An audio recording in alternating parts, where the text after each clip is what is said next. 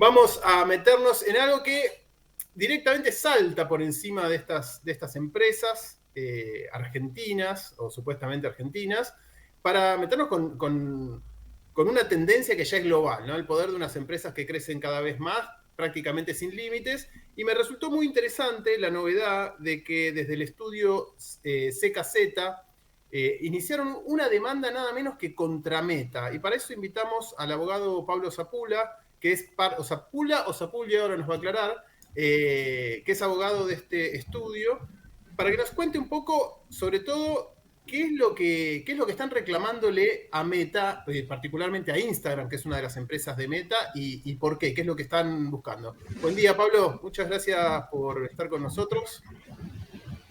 ¿Qué tal, Esteban? Buen día, ¿cómo estás? Hola también a Lucas y a Marcos, un saludo. Bienvenido. Muchas gracias, ¿cómo están? Bueno, Esteban, gracias en primer lugar por brindarnos el espacio y la posibilidad de que intentemos ampliar los márgenes de esta demanda que efectivamente hemos planteado ante la justicia federal, como bien vos decías, en el marco de lo que nosotros hemos decidido caracterizar como el robo del milenio, ¿no? ¿Y por qué? Bueno, básicamente por lo siguiente. Instagram en el año 24, el año pasado, facturó 67 mil millones de dólares. Más del 95% de esa facturación de Instagram se explica por la publicidad. ¿Y por qué por la publicidad? Porque gracias a la enorme cantidad de datos que todos los usuarios en el mundo le aportamos, ellos logran generar una segmentación muy precisa, la cual atrae a que las empresas tengan un gran lugar para poder instalar sus marcas, sobre todo en Argentina, donde hay un mercado cautivo de 27 millones de usuarios, que son los que hoy tienen Instagram en nuestro país. Entonces, de esa manera, Instagram gana plata por parte de las empresas que colocan su dinero para publicitar su marca. Las empresas ganan dinero a partir de que, bueno, los clientes naturalmente eligen a esas marcas a partir de la publicidad, pero los usuarios, que somos quienes con nuestros datos alimentamos todo ese circuito, toda esa cadena de valor, no recibimos ni un centavo, con lo cual nuestra demanda es muy sencilla. Lo que queremos graficar es que Instagram, en función de este proceso de la cadena de valor, nos debe plata, y sobre todo en el marco de una particularidad muy elemental, y es que nosotros, como usuarios, al aceptar los términos y condiciones al momento de comenzar a usar la plataforma, en ningún momento renunciamos expresamente a poder generar un reclamo por la compensación de estos datos. Con lo cual, sobre la base de esa premisa, encontramos la posibilidad de poder llevar a la justicia federal esta demanda. O sea que de alguna manera lo que están haciendo ellos es tomar la harina que nosotros le damos sin darnos cuenta y vender el pan. ¿Hay antecedentes de otros casos en los cuales la materia prima no sea remunerada y se considere que la empresa correspondería que entregue este tipo, algún dinero a cambio de esa materia prima?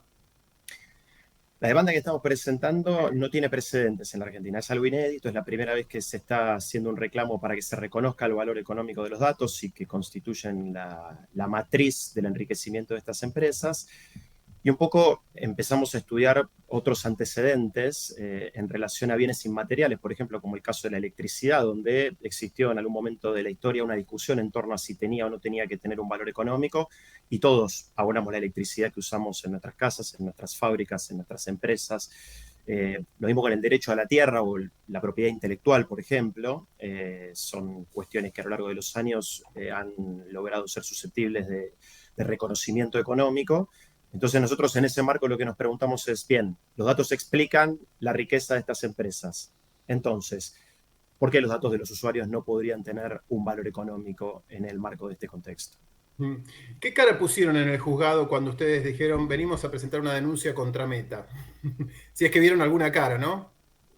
Mira, la realidad es que la demanda la presentamos de manera virtual. Actualmente las actuaciones se presentan de forma electrónica, con lo cual no hemos visto la cara. Sí hemos tenido comunicación con integrantes del juzgado, y lo cierto es que estamos tratando de apurar en la medida de lo posible el avance de las actuaciones para, bueno, tratar de tener novedades en torno al avance de la causa.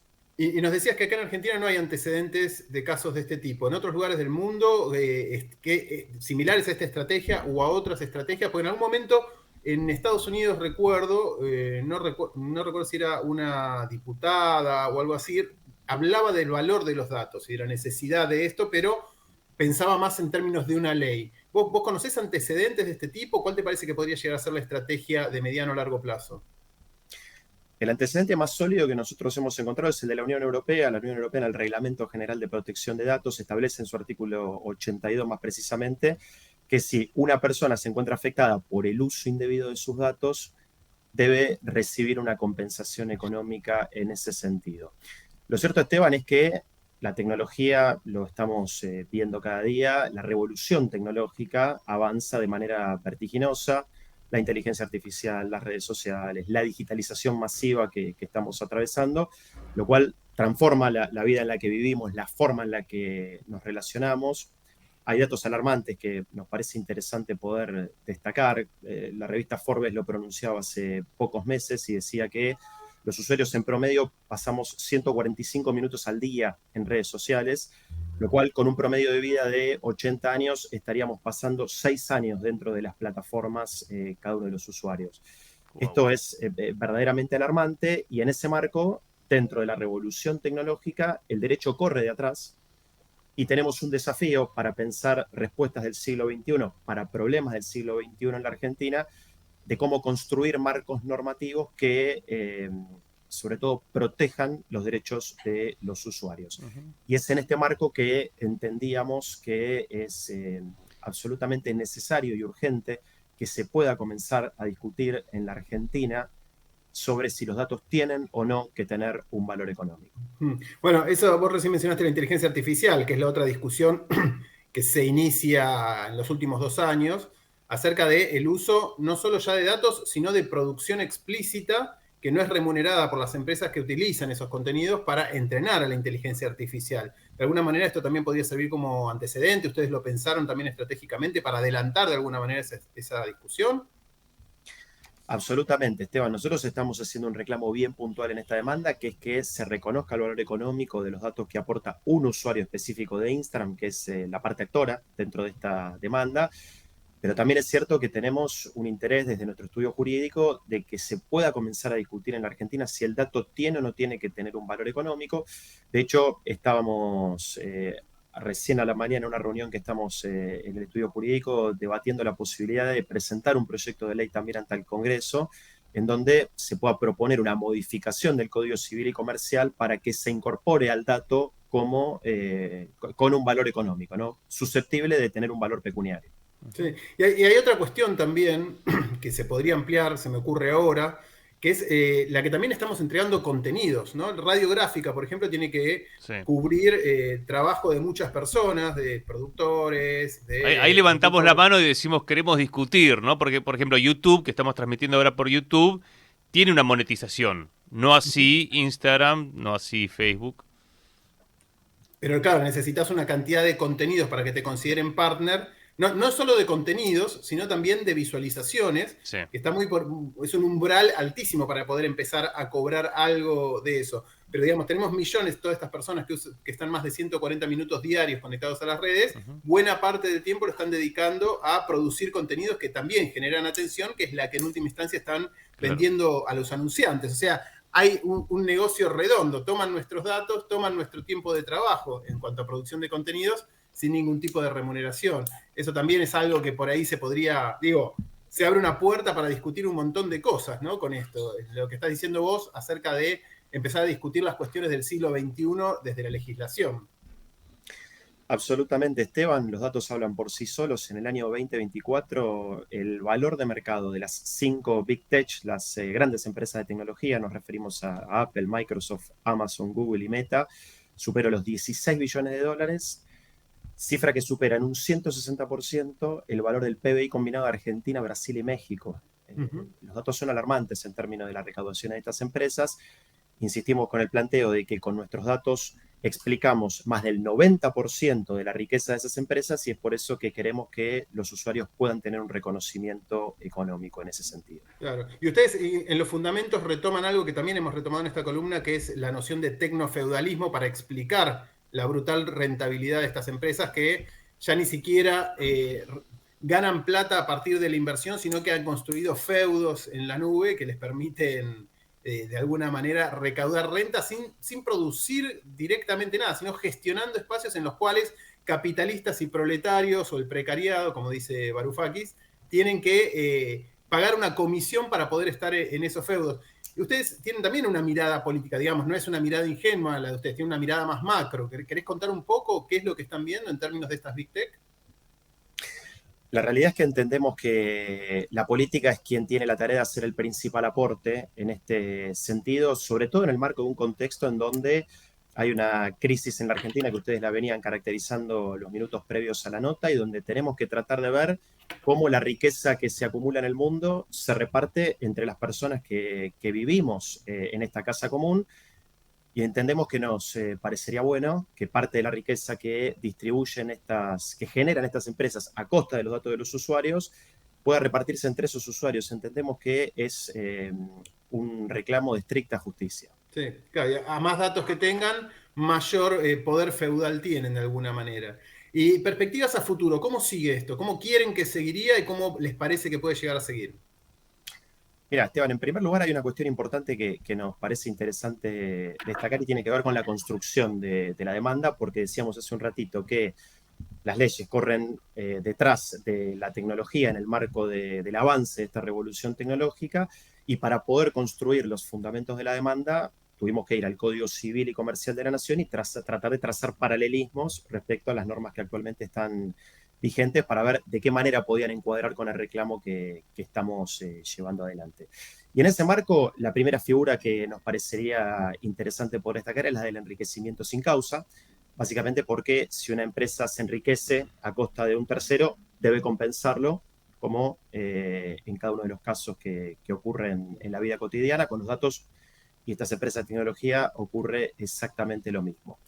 Pero no solamente está la cuestión del reconocimiento de los datos y el enriquecimiento sin causa, sino que hay un agravante y tiene que ver con la figura de la lesión del artículo 332 del Código Civil y Comercial de la Nación, ya que Instagram se aprovecha de nuestro desconocimiento al momento de aceptar los términos y condiciones, la letra chica del contrato al comenzar a utilizar la aplicación, ya que Instagram de esta manera esconde a través de esta letra chica su verdadero negocio, su verdadera razón de ser, que es utilizar nuestros datos para generar un enriquecimiento de sus plataformas y con ese enriquecimiento generar poder respecto a las decisiones que se toman en el mundo en cuanto a los datos.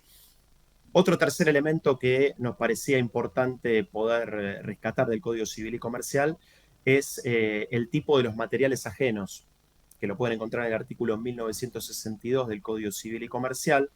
Básicamente, si vos construís una pared con ladrillos que son de tu vecino, con materiales ajenos, la ley te obliga a que vos tengas que compensar a tu vecino por haber utilizado sus ladrillos. Con Instagram es exactamente lo mismo. Ellos utilizan nuestros datos, se enriquecen a costa de ellos, estamos queriendo que los jueces obliguen a Instagram a que nos reconozcan por esos datos. Y lo último, para sintetizar los elementos sustanciales de la demanda, uno de nuestros socios ha tenido la brillante idea de que en un chat con la inteligencia artificial de Meta, preguntarle si esta inteligencia artificial entendía que los datos tenían o no tenían que tener un valor económico. Y es la propia inteligencia artificial la que nos reconoce en el chat que tuvimos con ella, que efectivamente los datos no solo tienen un valor económico, sino que aparte contribuyen a la riqueza de la propia empresa. Con lo cual, como decimos en Argentina, a confesión de parte, relevo de prueba. Excelente. Bueno, Pablo, les pedimos que nos mantengan al tanto de cualquier novedad que haya en esta causa y en esta demanda. Y bueno, estamos al habla. Excelente iniciativa para problematizar algo que damos por natural, ¿no? Absolutamente, Esteban, te agradezco. Voy a leer La Jaula del Confort, que me lo compartiste la semana pasada. Estuve leyendo los elementos más importantes del libro, pero que un poco dialoga con esta propuesta que estamos llevando adelante. E invitamos a la sociedad argentina a discutir en términos críticos sobre el valor de los datos. Estamos seguros que cuando nos encontremos en 25 años, los datos que se producen por el uso de nuestras tecnologías van a tener un valor económico y entendemos que es el momento de comenzar a discutirlo con fuerza. Buenísimo. Muchísimas gracias. Bueno, excelente. Gracias a ustedes, Esteban. Que tengan un buen día. Un abrazo, che. Bueno, me mató Esteban, con los datos, ¿no? 67 mil millones de dólares de ganancias. Claro, estamos hablando de... Ahí te perdimos, ¿no? A ver. Bueno, ahí lo perdimos, Esteban. Hola, hola. Ahora sí. No, 67 mil millones de facturación. De facturación. Claro, la rentabilidad que tienen, como la mayoría de estas tareas son automatizadas, tienen una rentabilidad que suele ser del 30-35%, pero Instagram ni siquiera es la más rentable. Facebook sigue siendo la parte más rentable de la empresa. Bien. Bueno, compañero, excelente. Éxitos el domingo y nos vemos el próximo jueves, ¿te parece? Sí, nos vemos el próximo jueves. Felicitaciones por la cobertura. Estuve escuchando a Mario, bueno, toda la gente que estuvo hablando. La verdad que en este momento de cerco mediático es fundamental lo que se está haciendo desde Radiográfica. Bueno, quédate igual, ahora viene Nico Machi, compañero referente de las recuperadas de Lavallol, así que seguimos con la cobertura y después Malvinas Causa Central, como para hacer el chivo Sí. de lo que se viene con Juan Natalicio. Estuve escuchando a manera de podcast algunos de los capítulos de Malvinas y la verdad que es muy impresionante escuchar esas historias en primera persona. Amigazo, fuerte abrazo, gracias. Gran abrazo.